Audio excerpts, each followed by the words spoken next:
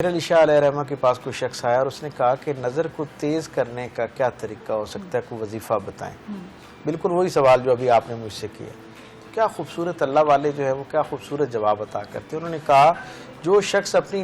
نظر کی حفاظت کا بندوبست کرنا شروع کر دیتا ہے نا، اللہ اس کی بصارت جو ہے یعنی نظر جو ہے اس کی بصارت کو بھی برکت عطا کر دیتا ہے اور اس کی بصیرت کو بھی برکت عطا کر دیتا ہے۔ یعنی ظاہری نظر بھی اس کی ٹھیک ہو جاتی ہے اور جو باطنی نظر ہے، جو ویژن جس سے وہ لیتا ہے اور جس سے وہ آئندہ کے منظر نامے تشکیل دیتا ہے،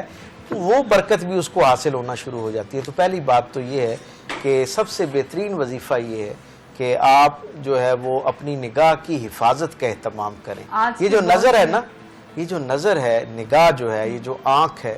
یہ دل کا دروازہ ہوا کرتی ہے اور انسانی زندگی کے اندر جتنا شر داخل ہوتا ہے اس کا 80% حصہ جو ہے وہ اس نگاہ سے انسان کے دل تک کہا جاتا ہے دیکھنے پہ تو پابندی نہیں ہے اور نظر سے ہی اگلے بندے کا ایکس رے جو ہے وہ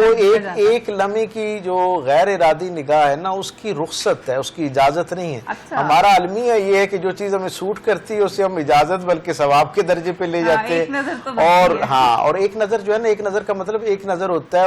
اس سے مراد 1 گھنٹہ نہیں ہوتا یا اس سے مراد 1 دن یا 1 زندگی نہیں ہوتی۔ مقصد کہنے کا یہ ہے کہ غیر ارادی عمل جو انسان کے اپنے اختیار، شعور اور پہلے سے پلاننگ کے ساتھ نہ ہو، اس کے لیے تو یقیناً کیونکہ ایک دین فطرت ہے اس لیے اس نے اس میں بڑی رعایت رکھی، لیکن